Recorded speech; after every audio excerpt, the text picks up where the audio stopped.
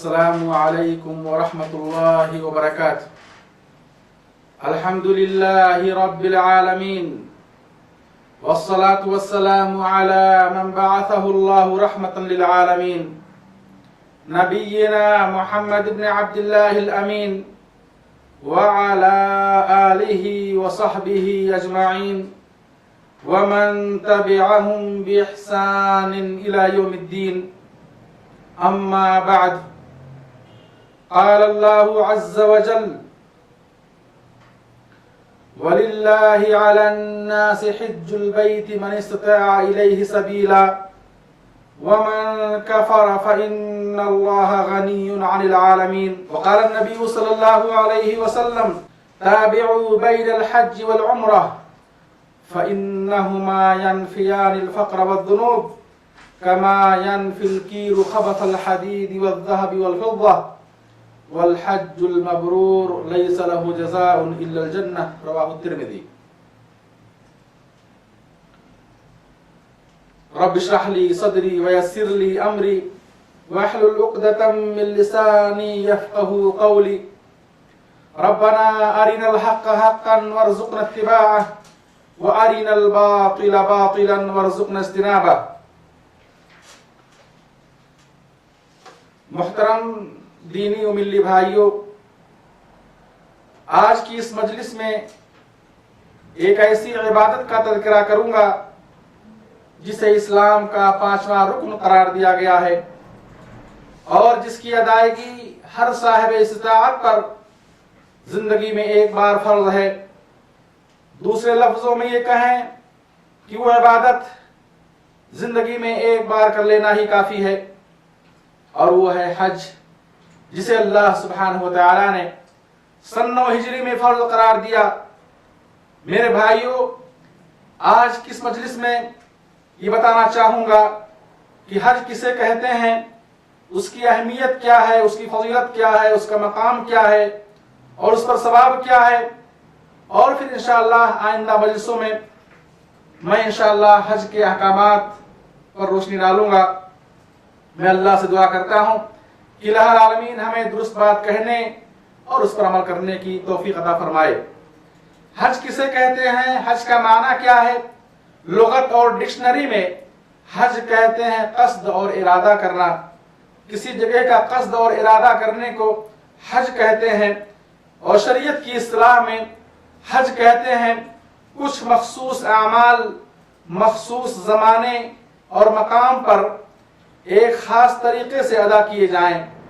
شریعت کی اصطلاح میں حج کچھ مخصوص اعمال مخصوص زمانے میں مخصوص مقامات پر ایک خاص طریقے سے ادا کیے جائیں. وہ مخصوص اعمال کیا ہیں؟ انشاءاللہ یہ تفصیلات آگے آئیں گی.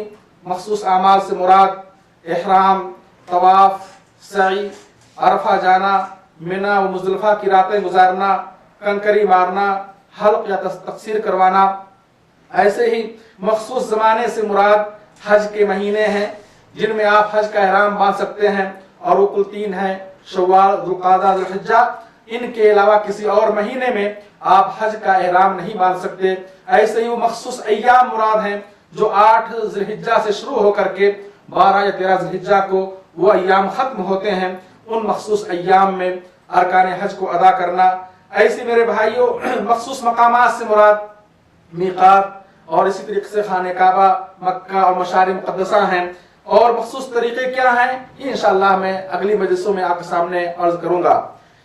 میرے بھائیوں، آپ حضرات اچھی طرح جانتے ہیں کہ اسلام کی عمارت 5 ستونوں پر قائم ہے، اور ان 5 ستونوں میں سے کسی ستون کے گر جانے سے اسلام کی وہ عمارت منہدم ہو جائے گی، ڈھانچ گر جائے گی. صحابی رسول عبداللہ ابن عمر رضی اللہ عنہما سے روایت ہے، کہتے ہیں کہ رسول اللہ صلی اللہ علیہ وسلم نے فرمایا: بنی الاسلام علی 5: شہادت ان لا الہ الا اللہ وان محمد رسول اللہ واقام الصلاۃ وایتاء الزکاۃ والحج وصوم رمضان. رواہ مسلم. فرماتے ہیں آپ، اسلام کی بنیاد رکھی گئی ہے 5 اعمال پر، 5 چیزوں پر. نمبر 1، اس بات کی گواہی دینا कि अल्लाह के सिवा कोई और इबादत के लायक नहीं, और इस बात की गवाही देना कि मोहम्मद सल्लल्लाहु अलैहि वसल्लम अल्लाह के रसूल हैं, अल्लाह के दीन को पहुंचाने वाले हैं। नंबर 2, 5 वक्त नमाज अदा करना। नंबर 3, ज़कात देना। नंबर 4, रमजान के रोजे रखना। नंबर 5, खाने काबा का हज करना। तो इस हदीस से मालूम ही हुआ कि इस्लाम की इमारत जिन 5 सुतूनों पर कायम है, उन 5 सुतूनों में से एक सुतून हज है, जिसे अल्लाह सुब्हानहू तआला ने हर आकिल बालिग आजाद मुसलमान पर फर्ज करार दिया है। हर आकिल बालिग शख्स, हर वो शख्स जो आकिल हो, पागल ना हो, बालिग हो, बच्चा ना हो, आजाद हो, गुलाम ना हो, और इसके साथ साथ उसके पास इतना माल है, इतनी दौलत है कि वो मक्के जाकर हज करके अपने वतन वापस आ सकता है, और इसी तरीके से रास्ता पुरअमन है, वसाइल सफर मौजूद हैं, जिनके पास मक्का जाने की ताकत है हर एतबार से, जिस्मानी एतबार से, सेहत के एतबार से, माल के एतबार से, वसाइल के एतबार से, और रास्ते के अमन अमान के एतबार से। ऐसी अगर औरत है तो उसके पास महरम है, तो ऐसे सारे लोगों पर मेरे भाइयों जिंदगी में एक बार हज करना फर्ज करार दिया गया है। कुरान करीम में अल्लाह फरमाते हैं, वलिल्लाहि अलन्नासि हिज्जुल बैत मन इस्तताअ इलैहि सबीला वमन कफर फइन्नल्लाह गनिय्युन अनिल आलमीन। अल्लाह फरमाते हैं, और अल्लाह के लिए लोगों पर खाने काबा का हज करना फर्ज करार दिया है। अल्लाह के लिए लोगों पर खाने काबा का हज करना फर्ज है उन लोगों पर मन इस्तताअ इलैहि सबीला, जो मक्का तक पहुंचने की इस्तात और ताकत रखते हैं, हज करने की इस्तात और ताकत रखते हैं, मक्का जाकर हज करके अपने वतन वापस आ सकते हैं, जिस्मानी एतबार से, सेहत के एतबार से, माल के एतबार से, वसाइल के एतबार से, और रास्ते के अमन के एतबार से जो इस्तात रखते हैं, उन पर जिंदगी में एक बार हज करना फर्ज है। इस आयत पे गौर करें, अल्लाह सुब्हानहू व तआला हज का हुक्म देने से पहले वलिल्लाह इखलास का हमें हुक्म दे रहा है कि हज हो आपका अल्लाह के लिए। और मेरे भाइयों, हर इबादत के लिए इखलास शर्त है, और कोई भी इबादत उस वक्त तक अल्लाह के यहाँ कबूल ना होगी जब तक कि वो इबादत अल्लाह के लिए ना की जाए, अल्लाह के लिए ना की जाए। ऐसे अल्लाह ने फरमाया दूसरी आयत में, वअतिमुल हज्ज वल उम्रता लिल्लाह, अल्लाह के लिए हज और उम्रा करो, रियाकारी और दिखावे के लिए नहीं, दुनिया में शोहरत हासिल करने के लिए नहीं। और इसी तरीके से मेरे भाइयों, अपने आप को हाजी कहलवाने और लोगों मशहूर होने के लिए नहीं, अपने आप को मालदार जाहिर करने के लिए नहीं, बल्कि अल्लाह की रजा के लिए, अल्लाह की रजा के लिए, अपने आप को जहन्नम से बचाने के लिए, अपने आप को जन्नत में दाखिल कराने के लिए, और अपने गुनाहों को माफ कराने के लिए अल्लाह की मोहब्बत में, अल्लाह की रजा की खातिर हज करना चाहिए। वमन कफर फइन्नल्लाह गनिय्युन अनिल आलमीन, और जो कुफ्र करेगा, अल्लाह तो सारी दुनिया से बेनियाज है, अल्लाह किसी के हज का मुहताज नहीं, अल्लाह किसी के तवाफ का मुहताज नहीं, किसी की सई का मुहताज नहीं, किसी के उम्रे और हज का मुहताज नहीं, किसी की इबादत का मुहताज नहीं, वो तो सारे जहान वालों से बेनियाज है, वो किसी का मुहताज नहीं। मुफस्सिरीन कहते हैं, वो शख्स जिस पर हज फर्ज हो चुका है और वो हज नहीं करता है और हज किए बगैर दुनिया से रुखसत हो जाता है, तो ऐसा शख्स कुफ्र का इर्तिकाब कर रहा है और इस्लाम से खारिज है। मेरे भाइयों, अल्लाह के नबी सल्लल्लाहु अलैहि वसल्लम ने एक मरतबा सहाबी किराम को खुतबा दिया। सहाबी रसूल अबू हुरैरा रज़ियल्लाहु अन्हु से रिवायत है, कहते हैं कि रसूलुल्लाह सल्लल्लाहु अलैहि वसल्लम ने हमें एक बार खुतबा दिया और फरमाया, इन्नल्लाह अय्युहन्नास इन्नल्लाह क़द फ़रज़ अलैकुमुल हज्ज फ़हुज्जू, ऐ लोगों, तुम पर अल्लाह ने हज को फर्ज करार दिया है, फ़हुज्जू, तुम लोग हज करो। एक सहाबी ने अर्ज़ किया, अल्लाह के रसूल अफ़ी कुल्लि आम या रसूलल्लाह, ऐ अल्लाह के रसूल, क्या हर साल हज करना फर्ज करार दिया गया है? आप खामोश रहे। फिर दोबारा सवाल किया, दोबारा सवाल किया, हर बार आप खामोश रहे, और तीसरी बार में आपने फरमाया, लौ कुल्तु नअम लवजबत, अगर मैंने हाँ कह देता तो हर साल हज करना फर्ज हो जाता और तुम इसकी इस्तात और ताकत नहीं रखते। यह हदीस सही मुस्लिम के अंदर मौजूद है। दूसरी हदीस है, आप फरमाते हैं, अल हज मर्रा फमन ज़ादा फहुव तव्वा, हज एक बार फर्ज है और जो एक बार से ज्यादा हज करे वो उसका नफली हज होगा, वो उसका नफली हज होगा। अल्लाह सुब्हानहू व तआला ने एक बार हज करना फर्ज करार दिया है। मेरे भाइयों, बुलूगत के बाद जब भी आदमी के पास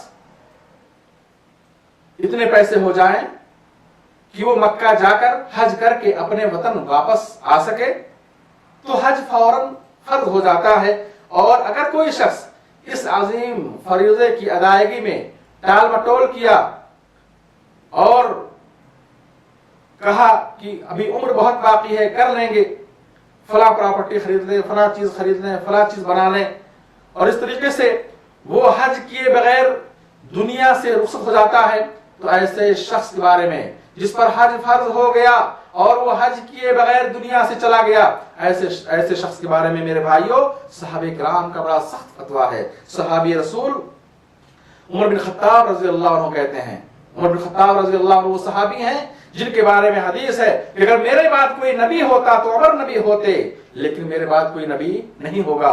جن کی رائے پر آسمان سے وحی نازل ہوتی تھی، وہ صحابی رسول عمر فاروق رضی اللہ عنہ کہتے ہیں کہ میں نے ارادہ کیا کچھ آدمیوں کو شہروں میں بھیجوں اور وہ تحقیق کریں کہ جن لوگوں کے پاس حج کی طاقت ہے اور انہوں نے حج نہیں کیا ہے ان پر جزیہ مقرر کر دوں، ایسے لوگ مسلمان نہیں۔ غور کریں، عمر فاروق رضی اللہ عنہ کے اس فتوے پر کہتے ہیں کہ میں نے ارادہ کیا کہ میں کچھ لوگوں کو شہروں میں بھیجوں اور وہ تحقیق کریں کہ کون لوگ ہیں جن پر حج فرض ہو چکا ہے اور وہ حج نہیں کر رہے ہیں، ایسے لوگوں پر دل کہتا ہے جزیہ اور ٹیکس مقرر کر دوں، ایسے لوگ مسلمان نہیں۔ ایسے ہی انہوں نے کہا جس نے قدرت رکھنے کے باوجود حج نہیں کیا اس کے لیے برابر ہے چاہے وہ یہودی بن کر مرے یا نصرانی بن کر مرے۔ جس شخص کے پاس حج کی طاقت ہے اور حج نہیں کر سکا اس کے لیے برابر ہے چاہے وہ یہودی بن کر مرے چاہے وہ نصرانی بن کر مرے۔ ومن کفر فإن اللہ غنی عن العالمین۔ میرے بھائیوں یہ صحابہ کرام کے فتوے تھے ان لوگوں کے تعلق سے جو حج کی طاقت رکھنے کے باوجود حج نہیں کرتے ہیں۔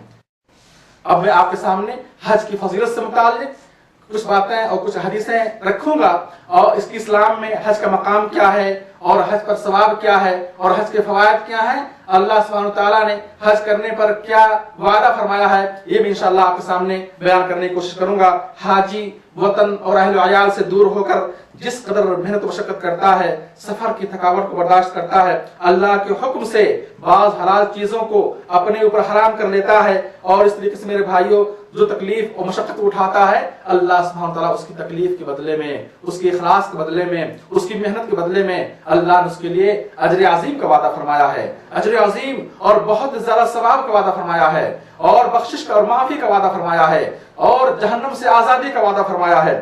صحابی رسول ابو ہریرہ رضی اللہ عنہ سے روایت ہے کہ رسول اللہ صلی اللہ علیہ وسلم فرمایا جس نے اللہ کی رضا کے لیے حج کیا، من حج للہ، جس نے اللہ کی خاطر حج کیا، فلم یرفث ولم یفسق، اور اس نے حج کے دوران کوئی فسق و فجور اور گناہ کا کام نہیں کیا، بےہودہ اور فضول کام نہیں کیا، رجع من ذنوبہ کیوم ولدتہ امہ، اور وہ اپنے گناہوں سے ایسے ہی پاک ہو کر لوٹے گا، جب وہ حج سے لوٹے گا تو گناہوں سے اس طرح پاک ہوگا، اس طرح پاک ہو کر کے آئے گا جیسے وہ ماں کے پیٹ سے گناہوں سے پاک ہو کر کے نکلا تھا۔ یہ حدیث سے بخاری کے اندر موجود ہے۔ ایسے فرماتے ہیں آپ الحج یہدم ما کان قبلہ، حج پچھلے سارے گناہوں کو مٹا دیتا ہے، یہ حدیث صحیح مسلم کے اندر موجود ہے۔ حج گزشتہ سارے گناہوں کو مٹا دیتا ہے۔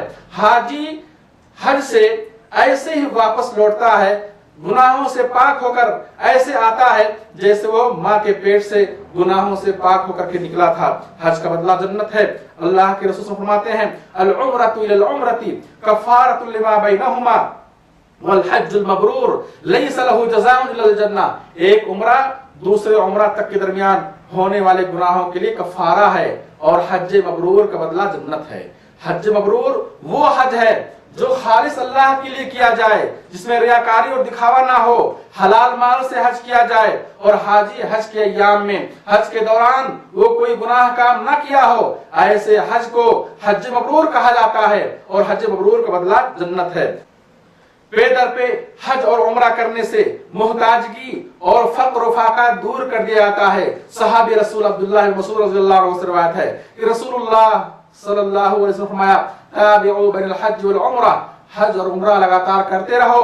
फ़इन्नहुमा यनफ़ियानिल फ़क़्र वद्दुनूब, ये हज और उम्रा ये फक्र मोहताजगी को और गुनाहों को खत्म कर देते हैं। कमा यनफ़िल कीर ख़बथल हदीद वज़्ज़हब वल-फ़िद्दा, जैसे कि आग की भट्टी सोने और चांदी और लोहे को जलाकर मैल कुचैल को निकाल देती है, और इस तरीके से साफ और शफाफ लोहा या साफ और शफाफ सोना और चांदी बाकी रह जाता है और मैल कुचैल निकल जाता है। ऐसे उम्रा और हज लगातार करने से इंसान के अंदर से गुनाह निकाल दिए जाते हैं, खत्म कर दिए जाते हैं। ये हदीस सुनन तिरमिज़ी के अंदर मौजूद है। ऐसे मेरे भाइयों, ईमान और जिहाद के बाद सबसे अफजल अमल हज को करार दिया गया है। सहाबी रसूल अबू हुरैरा रज़ियल्लाहु अन्हु से रिवायत है कि नबी करीम सल्लल्लाहु अलैहि वसल्लम से अर्ज किया गया कि अल्लाह के रसूल कौन सा अमल अफजल है? आप फरमाया अल्लाह और उसके रसूल पर ईमान सल्लल्लाहु अलैहि वसल्लम। फिर अर्ज किया गया फिर इसके ईमान के बाद कौन सा अमल सबसे अफजल है? फरमाया अपने अल्लाह की राह में जिहाद करना। फिर सवाल किया गया कि जिहाद के बाद सबसे अफजल अमल कौन है? फरमाया आपने हज मबरूर। यह हदीस बुखारी के अंदर मौजूद है। हाजी अल्लाह का मेहमान होता है, अल्लाह उसका मेजबान होता है, और हाजी हज के दौरान जो भी दुआ करेगा अल्लाह उसकी दुआ कबूल फरमाएगा।